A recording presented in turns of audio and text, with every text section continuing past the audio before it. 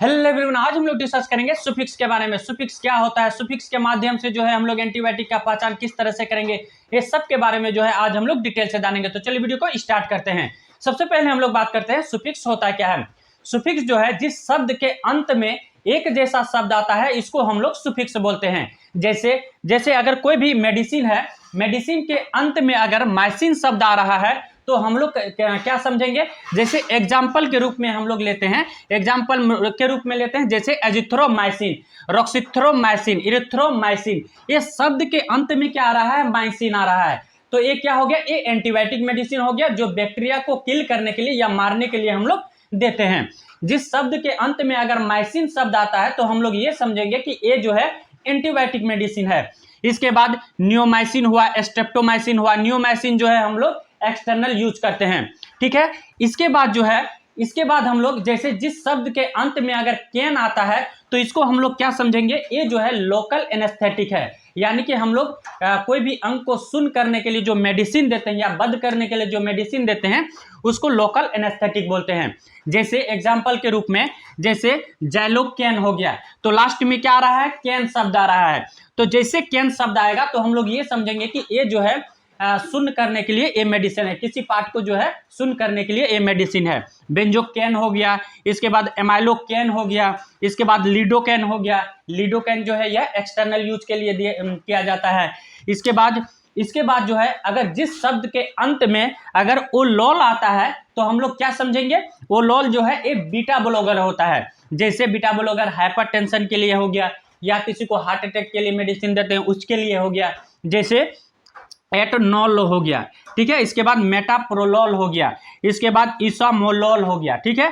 इसके बाद बिसोप्रोलोल हो गया। ये लास्ट में क्या आ रहा है, ओलोल शब्द आ रहा है। तो हम लोग क्या समझेंगे, ये बीटा ब्लॉकर है और जो है हाइपरटेंशन या हार्ट अटैक में इस मेडिसिन का यूज करते हैं। इसके बाद हम लोग बात करते हैं जिस मेडिसिन के अंत में अगर पाम शब्द आता है तो इसको हम लोग समझेंगे कि ये जो है एंटी एंजाइटी मेडिसिन है। एंटी एंजाइटी मेडिसिन क्या होता है, जैसे किसी को घबराहट जैसा मन कर रहा है, बेचैनी जैसा कंडीशन हो रहा है, नींद नहीं आ रहा है, डिप्रेशन में चले गया हो, तो उसको आराम करने के लिए जो मेडिसिन देते हैं इसको हम लोग एंटी एंजाइटी मेडिसिन बोलते हैं, ठीक है। जिस भी मेडिसिन के अंत में अगर पाम आ रहा है, जैसे डाइजी पाम हो गया, ठीक है, लास्ट में पाम आ रहा है तो हम लोग क्या समझेंगे, ये एंटी एंजाइटी मेडिसिन है, ठीक है। इसके बाद लॉर्जी पाम आ रहा है तो लास्ट में क्या आ रहा है, पाम शब्द आ रहा है तो हम लोग क्या समझेंगे, एंटी एंजाइटी मेडिसिन है। जैसे किसी को डिप्रेशन हो गया, घबराहट जैसा मन हो रहा है, बेचैनी, नींद नहीं आ रहा है, तो इस मेडिसिन को हम लोग दे सकते हैं, ठीक है। इसके बाद जो है अगर जिस मेडिसिन के अंत में अगर एस्टेटिन शब्द आ रहा है, जैसे एस्टेटिन शब्द आ रहा है तो हम लोग क्या समझेंगे, ये मेडिसिन जो है एंटी हाइपरलिपिडीमिया है। यानी कि ये मेडिसिन को हम लोग यानी कि कोलेस्ट्रॉल को कम करने के लिए हम लोग ये मेडिसिन दे सकते हैं। जैसे कोलेस्ट्रॉल के कारण अगर किसी को हार्ट अटैक होने का संभावना है तो उसको कम करने के लिए हम लोग ये मेडिसिन का यूज कर सकते हैं, ठीक है। जैसे हार्ट वगैरह में जो है लिपिड का मात्रा बढ़ जाता है, वसा का मात्रा बढ़ जाता है, तो इसको कम करने के लिए हम लोग एंटी हाइपरलिपिडीमिया मेडिसिन का यूज करते हैं। इसको हम लोग किस तरह से पहचान करते हैं, जैसे जिस मेडिसिन के अंत में अगर एस्टेटिन शब्द आता है तो हम लोग पहचान करेंगे कि ये जो है एंटी हाइपरलिपिडीमिया है। जैसे एट्रोभास्टेटिन, तो लास्ट में क्या आया, एस्टेटिन शब्द आया। इसके बाद जो है सिम्भाभास्टेटिन, लास्ट में स्टेटिन शब्द आया। इसके बाद लोभाभास्टेटिन, लास्ट में स्टेटिन शब्द आया। तो हम लोग ये इसको आसानी से पहचान कर लेंगे कि ये जो है एंटी हाइपरलिपिडीमिया है, इसको कोलेस्ट्रॉल कम करने के लिए या हार्ट अटैक में इस मेडिसिन को हम लोग दे सकते हैं, ठीक है।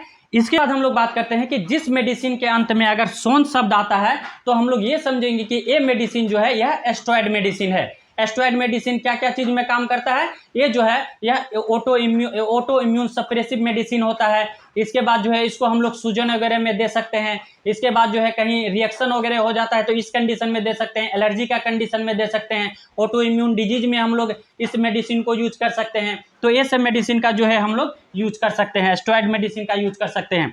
जैसे बेटामेथाक्सोन हो गया, बेटामेथाक्सोन, लास्ट में सोन आ रहा है। इसके बाद कोर्टिकोसोन, ठीक है। इसके बाद डेक्सामेथाक्सोन, ये तीनों के लास्ट में क्या आ रहा है, सोन शब्द आ रहा है। तो जिस मेडिसिन के अंत में सोन शब्द आ रहा है तो हम लोग क्या समझेंगे, ये जो है एस्टेरॉयड मेडिसिन है, ठीक है। इसके बाद जो है मेडिसिन के अंत में यहाँ क्या शब्द आ रहा है, मेडिसिन के अंत में जो है यहाँ माइड और जाइड शब्द आ रहा है। माइड और जाइड शब्द अगर जिस मेडिसिन के अंत में रहे तो हम लोग क्या समझेंगे, ये जो है डायरेटिक मेडिसिन है। डायरेटिक मेडिसिन क्या होता है, जैसे किसी को पेशाब वगैरह कम आ रहा है तो उसको पेशाब को जो है बढ़ाने के लिए, यूरिन को पास आउट करने के लिए जिस मेडिसिन का यूज करते हैं उसको हम लोग डायरेटिक मेडिसिन बोलते हैं, ठीक है।